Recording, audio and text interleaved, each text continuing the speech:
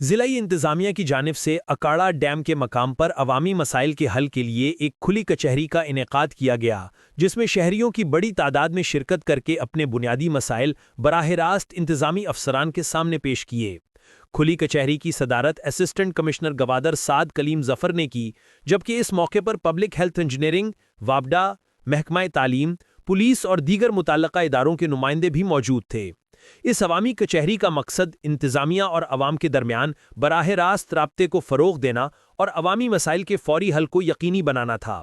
عوام نے assistant commissioner اور دیگر افسران کے سامنے اپنے علاقے کے اہم مسائل پیش کیے، جن میں پانی کی شدید قلت، بجلی کی فراہمی میں تاخیر، تعلیمی اداروں کی خستہ حالی، روزگار کے مواقع کی کمی اور امن و امان سے متعلق مسائل شامل تھے۔ شرکاء نے بتایا کہ مونڈی اور اکاڑا ڈیم کے آس پاس کے علاقوں میں پانی کا بحران انتہائی سنگین صورت اختیار کر چکا ہے۔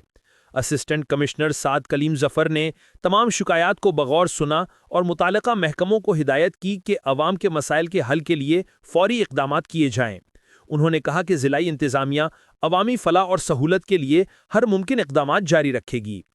بلوچستان بھر کی تازہ ترین خبروں سے باخبر رہنے کے لیے وائس آف مکران چینل کو یوٹیوب پر سبسکرائب کریں، فیس بک، انسٹاگرام اور ٹک ٹاک پر فالو کریں۔